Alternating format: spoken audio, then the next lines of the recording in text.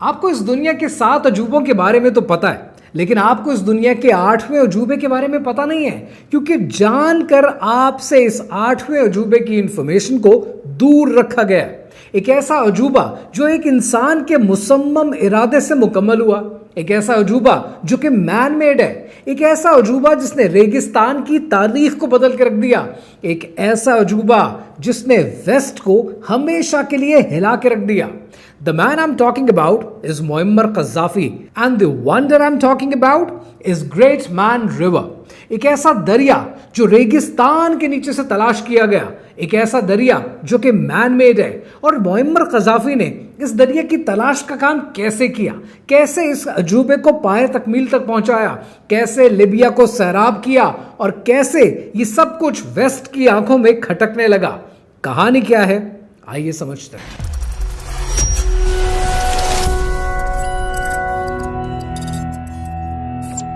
1953 में एक बूम आया और पूरी दुनिया में तेल की तलाश का काम जारी था। ऐसे ही शुमाली लिबिया में भी तेल की दरियाफ्त का काम जारी था।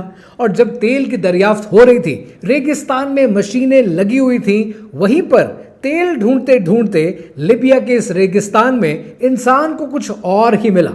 इंसान को जो मिला इसे अंडरग्राउंड फॉसिल वाटर कहते हैं। ये वो फॉसिल वाटर है कि जो सदियों से, सालों साल से जमीन के नीचे मौजूद है। अगर आपका ताल्लुक कंस्ट्रक्शन से रहा हो, जब आप घर बनाते हैं तो घर के नीचे जो पानी आपको मिलता है इसे अंडरग्राउंड वाटर टेबल कहते हैं। लेकिन इस वाटर टेबल से कहीं नीचे एक और वाटर टेबल होता है और उस वाटर टेबल को अंडरग्राउंड फॉसिल वाटर कहते हैं। ये वो वाटर है, ये वो पानी है कि जो कई जमाने से जमीन के नीचे मौजूद है।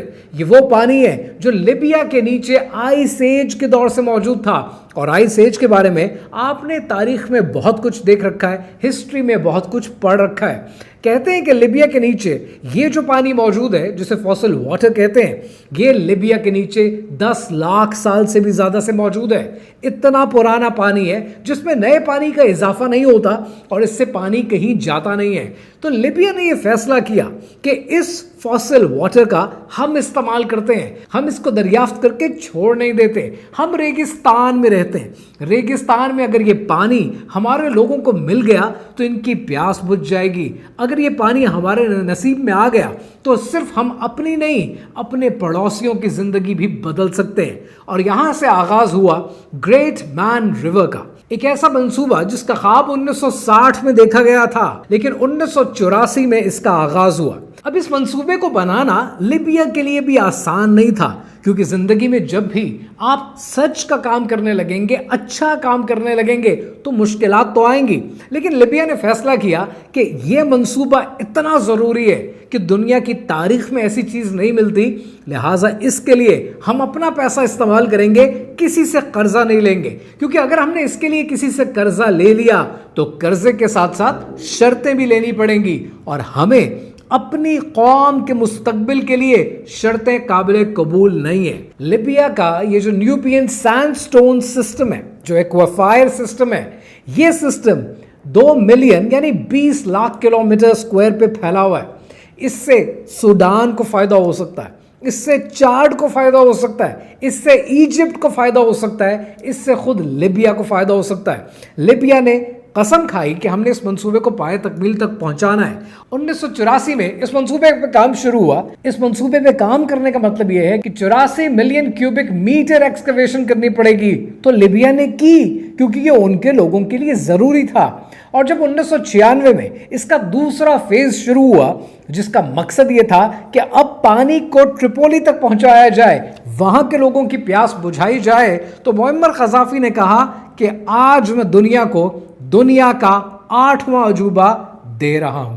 $25 बिलियन लगे इस मंसूबे पर और यह मंसूबा पाए तकमील तक पहुंचा। और इसके पाए तकमील तक पहुंचाने के लिए लिबिया ने 1300 कुएं बनाए, 1600 किलोमीटर की पाइपलाइन बिछाई और तकरीबन हर कुआं जो एक्वाफायर तक जाता था वो 500 मीटर डीप से पानी निकालता है। This is how people solve their problems. अब सवाल ये है कि लिबिया में तो इतनी खाना जंगी रही है, लिबिया के इस मंसूबे का बना क्या?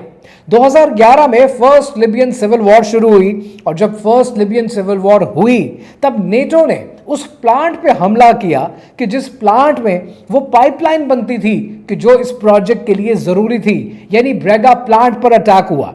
और 2014 में जब दूसरी लिबियन सिविल वॉर का आगाज हुआ तो 480 में से 101 कुओं को डिसमेंटल कर दिया गया। अप्रैल 2020 में वो स्टेशन जहां से ट्रिपोली को पानी सप्लाई होता है, उस स्टेशन के ऊपर एक नामालूम ग्रुप ने कब्जा कर लिया और 20 लाख लोगों के पानी की सप्लाई लाइन बंद कर दी। लेकिन आज भी लिबिया में GMR यानी ग्रेट मैन रिवर आज भी जारी और सारी है। आज भी लोगों को पानी मिलता है। आज भी लिबिया की 70% आबादी इस पानी से सैराब होती है। लिबिया ने रेगिस्तान को हरियाली बना दिया। लिबिया ने अपनी तारीख बदल दी और लिबिया का अगला मंसूबा अपने पड़ोसियों की प्यास बुझाना, पूरे अफ्रीका की प्यास बुझाना था। अब यहां पर एक सवाल बनता है कि क्या पाकिस्तान लिबिया से कुछ सीख सकता है? क्या पाकिस्तान अपनी तकदीर बदल सकता है? क्या पाकिस्तान में आए दिन जो सैलाब आते हैं, जो मॉनसून की बारिशें तबाही लेकर आती हैं, क्या हम इससे डील कर सकते हैं लिबिया से कुछ सीखकर?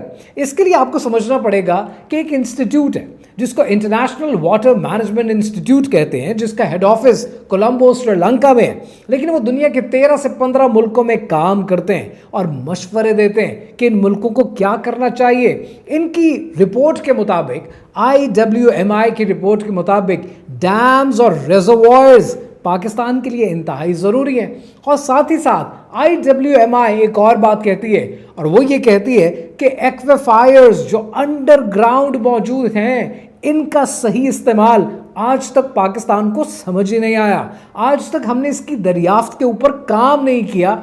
अगर ये एक्वाफायर्स पाकिस्तान इस्तेमाल करना शुरू कर दे तो न सिर्फ हम यहां से पानी एक्सट्रैक्ट कर सकते हैं, जब एक्सेस वाटर होगा तो पानी हम इसमें डाल सकते हैं, जब कहीं कहत साली होगी तो हम इनसे पानी निकाल सकते हैं। लेकिन पाकिस्तान को जो वाटर सिस्टम है वो एक सरफेस वाटर सिस्टम है, यानी दरियाओं के ऊपर, नहरों के ऊपर हम चलते हैं। हमने अंडरग्राउंड इस किस्म के एक्वेफायर्स को तलाश करने की कभी कोशिश ही नहीं की।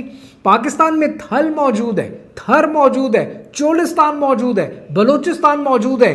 क्या पता आपके यहां भी न्यूबियन एक्वाफायर सिस्टम की तरह के सिस्टम्स मौजूद हों, लेकिन हमने उनकी तलाश का काम तो कभी सोचा ही नहीं। करंट जियोपॉलिटिक्स में अगर अफ्रीका की हालत देखी जाए तो इथियोपिया और मिस्र के बीच में पानी को लेके एक बहुत बड़ा तनाज़ है, जिसके अंदर इथियोपिया बज़िद है कि वो डैम बनाना चाहता है, नील का रास्ता रोकना चाहता है, और अगर ऐसा हो जाएगा तो मिस्र बंजर हो जाएगा शायद 1 या 2 साल के अंदर, और इसको लेकर मिस्र जंग तक लड़ने को तैयार है। ऐसे में ग्रेट मैन मेड रिवर जैसे प्रोजेक्ट्स एक नई राह दिखाते हैं, एक रास्ता दिखाते हैं। आज इस किस्म के प्रोजेक्ट्स को लेकर हम सोचते क्यों नहीं? आज इस तरह के प्रोजेक्ट्स को लेकर आपकी तारीख की किताबों में ऐसी बातें आपको बताई क्यों नहीं जाती? आज पाकिस्तान की तकदीर बदलने के लिए हम नए नजरिए को, नई फिक्र को जन्म क्यों नहीं देते? ऐसे सवाल आपने अपने आप से और अपने उस्तादों से पूछने हैं।